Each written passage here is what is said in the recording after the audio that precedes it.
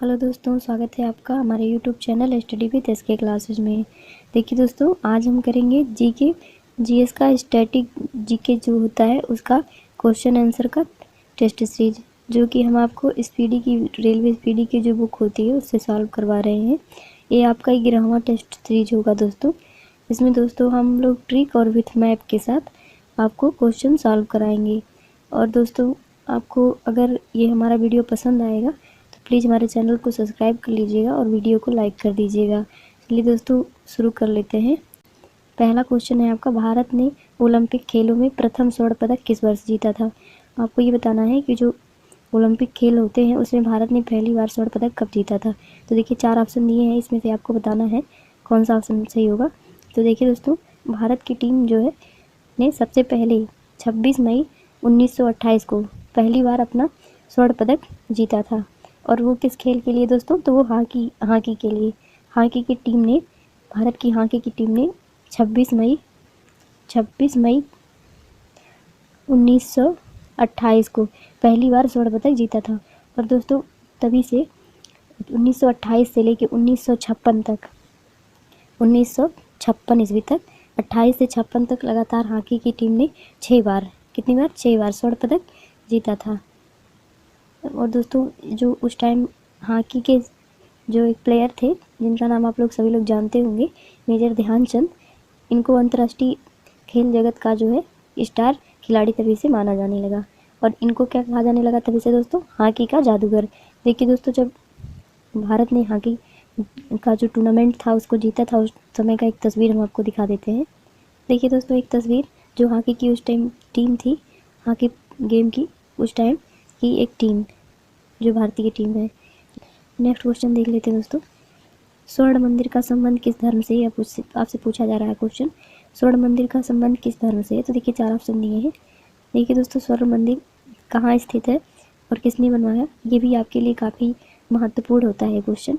तो देखिए स्वर्ण मंदिर जो है दोस्तों, ये आपका पंजाब के अमृतसर शहर में स्थित है। और दोस्तों ये जो है एक सिख मंदिर है कि दोस्तों जो है इसका जो निर्माण था, इसकी जो नींव थी, इसको जो है जो सिखों के चौथे गुरु थे रामदास जी, इन्होंने रखी थी। लेकिन इसके वास्तुकार जो थे वो देव थे, गुरु अर्जुन देव। स्वर्ण मंदिर का एक तस्वीर भी दे लेते हैं दोस्तों। ये है दोस्तों अमृतसर का स्वर्ण मंदिर। और दोस्तों इस मंदिर के और अन्य नाम भी हैं। इसको कहा जाता है हरमिंदर साहिब या दरबार साहिब मंदिर। ये सिखों का सबसे प्रसिद्ध मंदिर है और कहाँ स्थित है, तो पंजाब के अमृतसर शहर में। अगला क्वेश्चन देख लेते हैं दोस्तों। गुजरात राज्य की राजधानी कहाँ है। तो देखिए 4 ऑप्शन दिए हैं। देखिए दोस्तों, इसमें गुजरात राज्य की राजधानी आपसे पूछ रहा है इस क्वेश्चन में। देखिए दोस्तों, भारत में कुल कितने राज्य हैं, उनकी कितनी राजधानियाँ हैं, कहाँ पे राजधानियाँ हैं, इन सब के बारे में अगर आपको जाना है तो आप प्लीज़ कमेंट करके बताइएगा, हम आपको ज़रूर बताएंगे। देखिए दोस्तों, जो गुजरात राज्य है इसकी राजधानी जो है गांधीनगर में है। तो ऑप्शन नंबर कौन सा सही हो जाएगा, तो ऑप्शन नंबर बी सही हो जाएगा, गांधीनगर। दोस्तों आप इसको याद कैसे रखेंगे। देखिए दोस्तों, जो गुजरात है, गुजरात में कौन पैदा हुए थे, गांधी जी। और गांधी जी के नाम से याद रखिएगा गांधीनगर, वहाँ की राजधानी हो जाएगी। नेक्स्ट क्वेश्चन देखते हैं दोस्तों। नल सरोवर पक्षी अभ्यारण्य किस राज्य में स्थित है। तो देखिए 4 ऑप्शन दिए हैं। पहला दिया महाराष्ट्र, दूसरा दिया केरल, तीसरा दिया कर्नाटक, चौथा दिया गुजरात। तो दोस्तों जो नल सरोवर पक्षी अभ्यारण्य है ये आपका गुजरात राज्य में स्थित है। और यहाँ पे दोस्तों क्या है कि यहाँ पे 200 से भी ज़्यादा पक्षी जो है, पक्षी की प्रजातियाँ देखने को मिलती हैं नल सरोवर पक्षी अभ्यारण्य में। इसका एक चित्र भी देख लेते हैं। देखिए दोस्तों, ये है उन पक्षियों का एक समूह जो नल सरोवर पक्षी अभ्यारण्य में आती हैं। नेक्स्ट क्वेश्चन देखते हैं। अपोलो किस देश की प्राचीन देवता थे।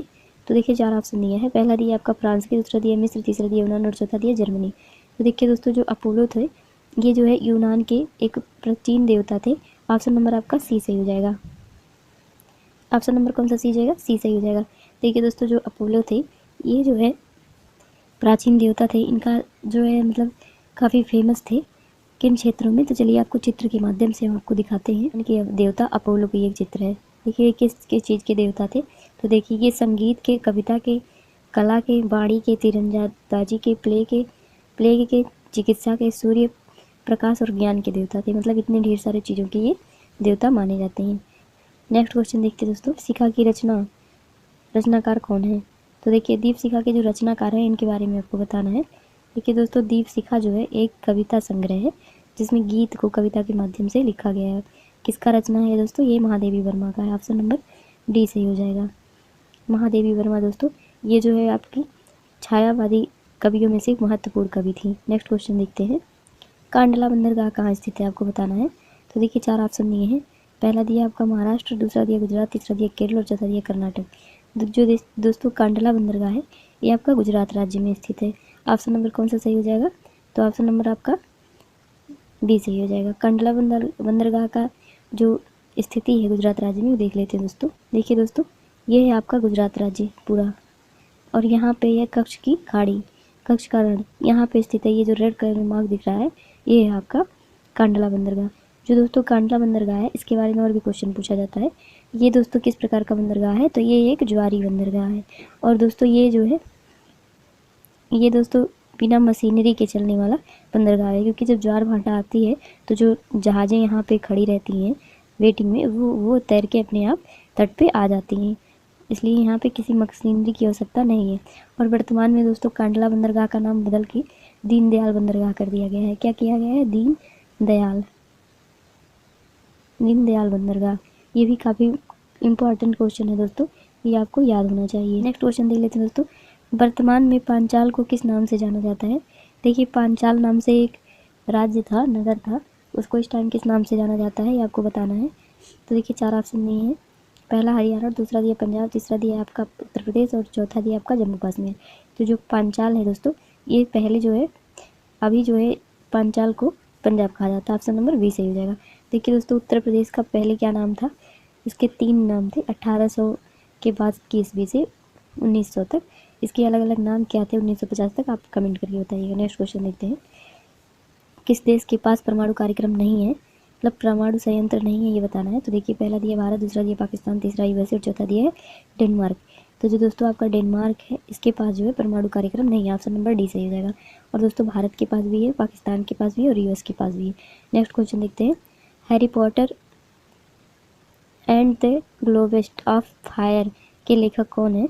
देखिए हैरी पॉटर की एक उपन्यास है जिसमें दोस्तों अलग अलग टाइप से जो है मूवियाँ भी बन चुकी हैं। करीब आठ हॉलीवुड की मूवियाँ बन चुकी हैं। तो ये उपन्यास जो है दोस्तों उसमें जो कहानी दर्शाई गई हैं वो सब मतलब एक काल्पनिक कहानियाँ हैं, वो सब किसके द्वारा लिखी गई हैं आपको बताना है। तो देखिए चार लेखकों का नाम। तो ऑप्शन नंबर कौन सा सही हो जाएगा? जो J.K. रॉलिंग, इन्होंने हैरी पॉटर की जो किताब है महत्वपूर्ण इंग्लिश की उपन्यास है इसको लिखा था। ऑप्शन नंबर ए सही हो जाएगा। नेक्स्ट क्वेश्चन देखते हैं दोस्तों। भारत का 28वां राज्य कौन सा राज्य बना था? देखिए 4 ऑप्शन दिए हैं। पहला दिया है छत्तीसगढ़, दूसरा दिया झारखंड, तीसरा दिया तेलंगाना और चौथा दिया उत्तराखंड। तो जो भारत है, भारत का 28वां राज्य दोस्तों झारखंड बना था। झारखंड कैसे बना था दोस्तों? तो ये बिहार से अलग होके बना था। दोस्तों भारत का 29वां राज्य कौन बना था ये आप कमेंट करके बताइएगा। काफ़ी इंपॉर्टेंट क्वेश्चन है दोस्तों। और देखिए दोस्तों आप ये बताइए कि भारत में कितने जो है केंद्र शासित प्रदेश हैं। तो देखिए दोस्तों हम आपको बता देते हैं। वर्तमान में भारत में कुल 28 राज्य हैं और कुल 8 केंद्र शासित प्रदेश हैं। तो दोस्तों देखिए जो 28 राज्य हैं उनके बारे में तो आपको पता ही होगा। जो पहले 29 थे उसमें से एक राज्य जो था जम्मू कश्मीर, उसको पृथक कर दिया गया, जम्मू कश्मीर और लद्दाख, और 2 नए यूनियन टेरिटरी बन गए। तो वर्तमान में कुल 28 राज्य बचे हैं और 8 केंद्र शासित प्रदेश कैसे हुए? पहले दोस्तों 7 थे और 2 और बने तो 9 हो गए। लेकिन दोस्तों जो पहले दमन और दीव और दादर एंड नागर हवेली ये अलग अलग केंद्र शासित प्रदेश थे, इन दोनों को मिला के एक केंद्र शासित प्रदेश कर दिया गया है। तो देखिए इसको देख लेते हैं मैप पे। ये आपका इंडिया है और इंडिया में दोस्तों देखिए ये आपके जो रेड कलर के मार्क से ब्लैक कलर से मार्क किया गया है और रेड कलर से लिखा है, ये सब भारत के जो है केंद्र शासित प्रदेश हैं। तो देखिए दोस्तों यहाँ पे है आपका चंडीगढ़, फिर उसके बाद दिल्ली है, फिर उसके बाद दमन और दीव और दादर और नागर हवेली। ये दोस्तों दोनों ही देखिए बहुत काफ़ी करीब है। ये पहले 2 अलग अलग थे लेकिन अब इनका एक ही में मर्ज कर दिया गया है 2020 से। तो ये एक यूनियन टेरिटरी बन गया। देखिए 1 2 3 हो गया और उसके बाद लक्षद्वीप है, ये चौथा हो गया, पुदुचेरी है 5वां हो गया, और जो अंडमान निकोबार द्वीप समूह है ये 6वां हो गया। और दोस्तों जो जम्मू कश्मीर में अलग अलग 2 केंद्र शासित प्रदेशों में बांटा गया है इस तरह से जम्मू कश्मीर को। फिर से देखिए ये आपका जम्मू कश्मीर ऊपर वाला, यहाँ से इतना जम्मू और इधर लद्दाख, जम्मू कश्मीर इधर और उधर लद्दाख से 2 केंद्र शासित प्रदेश बन गए हैं। तो इस प्रकार आपके कुल 8 केंद्र शासित प्रदेश हैं वर्तमान में। देखिए 8 जो केंद्र शासित प्रदेश है, देखिए पहला दिया है दिल्ली जो आपकी राजधानी है, राष्ट्रीय राजधानी, दूसरा अंडमान निकोबार, तीसरा चंडीगढ़। और देखिए इसको बताया हमने दादर और नागर हवेली और दमन और दीव, इसको एक कर दिया गया है, मिक्स करके दोनों को मतलब एक साथ कर दिया गया है। और तीसरा चौथा है आपका पाँचवा लक्षद्वीप और छठा जो पुदुचेरी और सातवां आपका कौन सा है, तो ये है जम्मू कश्मीर और आठवां लद्दाख। देखिए इनका जो है क्या कब घोषित किए गए ये दोनों केंद्र शासित प्रदेश, तो 5 अगस्त 2019 को। और कब से ये प्रभाव में आए, तो 31 अक्टूबर 2019 को ये प्रभाव में आए। तो इस प्रकार दोस्तों कितने हो गए, 8 हो गए। देखिए दोस्तों अगर हमारा वीडियो आपको पसंद आ रहा हो, ज़रा भी आपके लिए हेल्पफुल हो, तो प्लीज़ हमारे चैनल को सब्सक्राइब कर लीजिए, वीडियो को लाइक कर दीजिए। दोस्तों कम से कम 4-5 लोगों में स्टडी ग्रुप में आप ज़रूर शेयर कर दिया कीजिए, जिससे कि हमारा भी मोटिवेशन बढ़े। नेक्स्ट क्वेश्चन देखते हैं, गरीबी रेखा का मापन किस आधार पर किया जाता है, आपको बताना है। तो देखिए 4 ऑप्शन दिए हैं, पहला दिया है प्रति व्यक्ति आय, दूसरा दिया है रोजगार की दर, और तीसरा दिया है कैलोरी खपत, और चौथा दिया है रहन सहन। ये काफ़ी विवादित मुद्दा था गरीबी रेखा कि इसका निर्धारण किस प्रकार से किया गया जाए। तो जो 1970 के मध्य में पहली बार जब गरीबी रेखा को भारत में निर्धारित किया गया, इसका निर्माण योजना आयोग द्वारा किया गया गरीबी रेखा का, तो उस समय दोस्तों किस प्रकार से लोगों को बताया गया कि कौन गरीब है कौन अमीर है। तो देखिए जो शहरी और ग्रामीण लोग थे उनको 2 भागों में बांटा गया।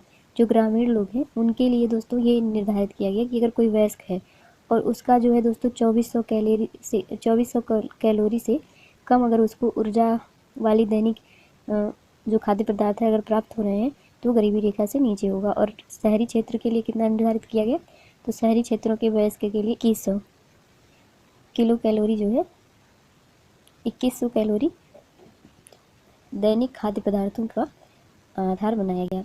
देखिए इसको हम सीधे समझाते हैं। अगर दोस्तों कोई गरीब है वो कैसे पता चलेगा कि गरीब है, अगर वो ग्राम में निवास कर रहा है, ग्रामीण है, तो अगर उसका जो दोस्तों खाद्य पदार्थ का कैलोरी है प्रतिदिन का 2400 कैलोरी है अगर, तो वो गरीबी की रेखा के ऊपर आएगा।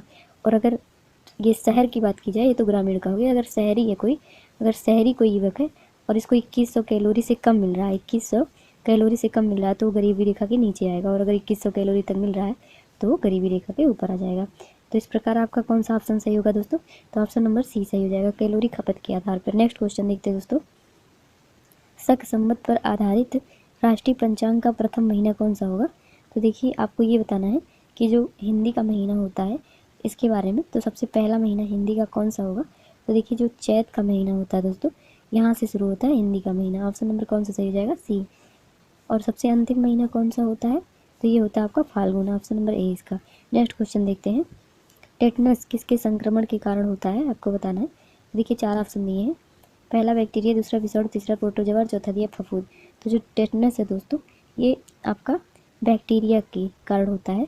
एक प्रकार की बीमारी है, अगर किसी को टेटनस हो जाए तो उसको लॉकजा हो जाता है। लॉकजा का मतलब उसके जबड़े लॉक हो जाते हैं, खुलते नहीं है। नेक्स्ट क्वेश्चन देखते हैं दोस्तों, कौटिल्य का अर्थशास्त्र किससे संबंधित है, आपको बताना है। तो देखिए दोस्तों कौटिल्य जो है इनको विष्णुगुप्त और इनका एक नाम और है चाणक्य, इनके 3 नाम है दोस्तों। ये जो है एक प्रसिद्ध मंत्री थे, किसके मंत्री थे दोस्तों, तो ये जो दोस्तों आपके चंद्रगुप्त मौर्य थे उनके ये मंत्री थे। और इन्होंने दोस्तों इनको राजनीति का बहुत ज्ञान था, तो इन्होंने एक ग्रंथ लिखा था, उसका नाम क्या था, ये अर्थशास्त्र नामक ग्रंथ लिखी थी, जो दोस्तों राजनीति से संबंधित था। ऑप्शन नंबर आपका कौन सा सही हो जाएगा, डी सही हो जाएगा। दोस्तों देखिए इसका नाम तो अर्थशास्त्र है लेकिन ये आर्थिक दृष्टि से नहीं महत्वपूर्ण है। इसमें राजनीति के बारे में, उस टाइम की कृषि के बारे में, न्याय के बारे में, राज्य व्यवस्था के बारे में सभी पहलुओं पे विचार किया गया है। नेक्स्ट क्वेश्चन देखते हैं दोस्तों, गुजरात का जीवन रेखा किस नदी को कहा जाता है, आपको बताना है। देखिए 4 ऑप्शन दिए हैं, देखिए पहला दिया है ताप्ती, दूसरा दिया है साबरमती, तीसरा दिया है लूनी और चौथा दिया नर्मदा। तो दोस्तों जो नर्मदा नदी है इसको गुजरात का क्या कहा जाता है, तो जीवन रेखा कहा जाता है। ऑप्शन नंबर डी सही हो जाएगा। नेक्स्ट क्वेश्चन देखते हैं दोस्तों, आदि मानव ने सबसे पहले क्या सीखा था। आदि मानव मतलब दोस्तों जो हमारे पूर्वज थे उन्होंने सबसे पहले क्या सीखा था, ये आपको बताना है। तो पहला दिया है कृषि करना, दूसरा दिया है आपका विज्ञान, तीसरा दिया कला और चौथा दिया आग जलाना। तो देखिए दोस्तों आग की खोज दोस्तों मानव ने सबसे पहले किया था, कृषि से भी और विज्ञान और कला से भी। तो ऑप्शन नंबर कौन सा सही हो जाएगा, डी सही हो जाएगा, आदि मानव ने सबसे पहले आग जलाना सीखा था। नेक्स्ट क्वेश्चन देखते हैं दोस्तों, अगला क्वेश्चन देख लेते हैं, दक्षिणी गंगा किस नदी को कहा जाता है।